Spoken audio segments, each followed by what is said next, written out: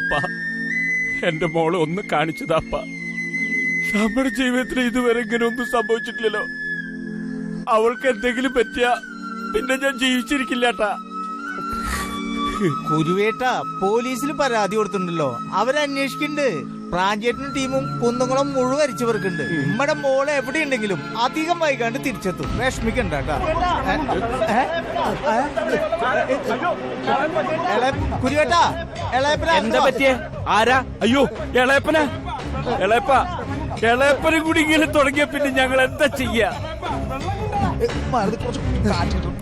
വെള്ളല്ലേ വായിൽ ഒഴിച്ചു കൊടുക്കാൻ പറ്റുമോ? വിളിക്കണോ?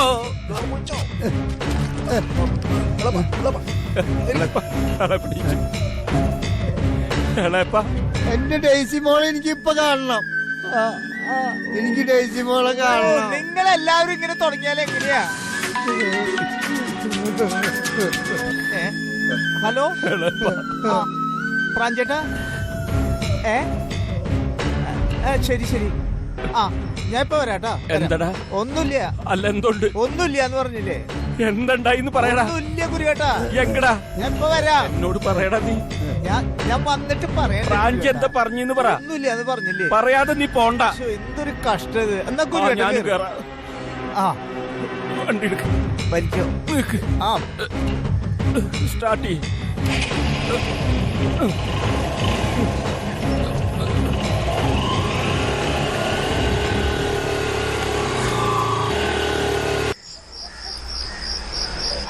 സൂസേ, ഞാൻ പറയാൻ പോണ കാര്യം നീ ആരെയും അറിയിക്കരുത്.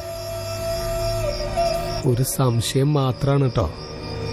ഞാനൊന്ന് നോക്കിയിട്ട് വരാം. അതായത് ഗുരുവായൂർ റെയിൽപാളത്തില് കൊട്ടേക്കാട് അടുത്തൊരു പെൺകുട്ടിയുടെ എഴുന്നിക്കരയിലെ കാര്യം പറഞ്ഞ് മനസ്സിലാക്കി പോത്തെ ആലോചിച്ചറിഞ്ഞ പ്രശ്നമാണ്. ഇതൊരു സംശയം മാത്രാണെന്ന്. പോയി ഒന്ന് നോക്കട്ടെ ഞാൻ. നീ പ്രാർത്ഥിക്കുന്നേ.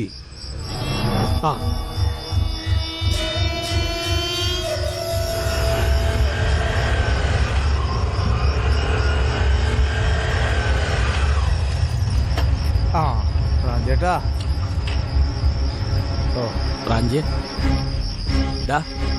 നീ എന്തിനാ കുരുവേട്ടനെ പകടം കൊണ്ടുവന്നേ? പിന്നിൽ പിടിച്ചേറ്. ഞാനിപ്പോ എന്താ ചെയ്യാ?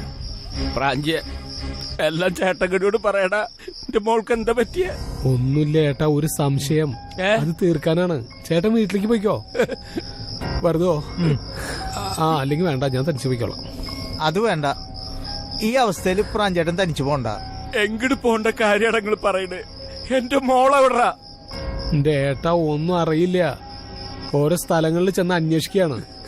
കരയാനും തളരാനൊക്കെ എല്ലാവർക്കും പറ്റും. പിടിച്ചു നിക്ക്. വെറുതോ ഏട്ടനെ വീട്ടിൽ കൊണ്ടാക്കി. ശരി. അത് വേണ്ട, ഞാനും പറയണത് അങ്ങോട്ട് കേക്ക്. ഇവിടെ തലവേന ഉണ്ടാക്കല്ലേ മനുഷ്യന്. കുരുവേട്ടൻ കയറിയേ ചെല്ലേ.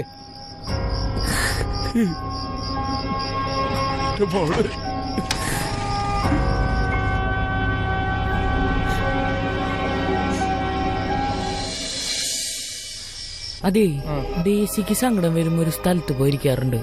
എവിടെ?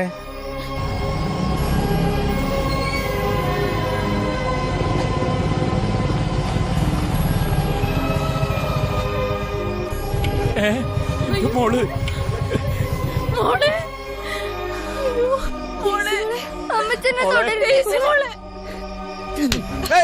എന്ത്? എല്ലാവരും കൂടെ ഇവിടെ വ്യസനിച്ച് ഇവിടെ കാണാതിരിക്കുമ്പോ നീ ഇവിടെ കൊണ്ട് എവിടെ ചിറ്റിയാ? ഇവിടെ നിന്റെ ആരാണെന്നറിയോ? ഞാൻ അപ്പനെ നോക്കില്ലട്ടോ. എന്തുണ്ട്? ഞാൻ ഡൈസിയെ കൊണ്ടുവന്നല്ലേ അപ്പനെ തല്ല. ഇവിടെ എവിടെയായിരുന്നുടാ?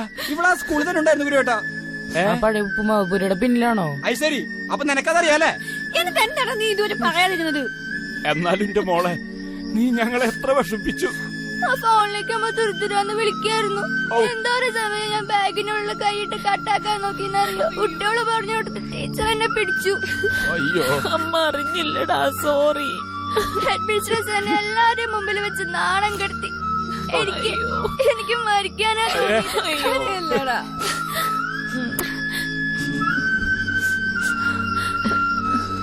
ഹലോ പ്രാഞ്ചേട്ടാ, ഡേയ്സിമോള് വന്നു. അവക്കൊരു കുഴപ്പമില്ല. പ്രാഞ്ചേട്ട പെട്ടെന്ന് ഇങ്ങോട്ട് വാ.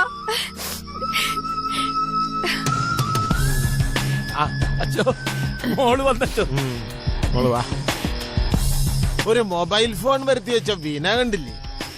മനഃപൂർവ്വം മൊബൈൽ സ്കൂളിലേക്ക് കൊണ്ടുവന്ന കുട്ടികളുണ്ട്. ചില രക്ഷിതാക്കൾക്ക് മക്കളുടെ കയ്യിൽ വിലപിടിപ്പുള്ള മൊബൈൽ ഉണ്ടെന്ന കാര്യം തന്നെ അറിയില്ല. ഇനി അഥവാ അറിഞ്ഞാൽ തന്നെ എവിടുന്ന് അത് കിട്ടിയെന്ന് ചോദിക്കൂല. ഇങ്ങനെ ആർഭാട ജീവിതം നയിക്കുന്ന കുട്ടികളെ കാണുമ്പോഴാണ് മറ്റു കുട്ടികൾക്ക് സ്വന്തം മുത്തശ്ശിയെ കൊന്നിട്ടായാലും കാശുണ്ടാക്കണം തോന്നണത്.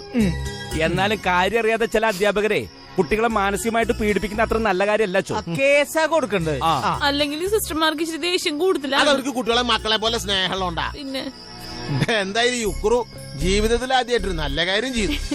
എന്നോടാ വന്ന് പറഞ്ഞത് സ്കൂൾ പരിസരം മുഴുവൻ അരിച്ചു പെറുക്കണമെന്ന്. അതിന് ഗുണമുണ്ടായി. എന്തുറ്റ ഗുണം? അപ്പൻ ചേർത്തടിച്ചിട്ടേ ചെവിട്ടുന്ന് പൊന്നിച്ച പറഞ്ഞ ഓർഡറാ, സ്വന്തം അപ്പനല്ലടാ. സാരമില്ല. അപ്പച്ചനായ കാരണ അല്ലെങ്കിൽ ഞാൻ പണി കൊടുത്തേനെ.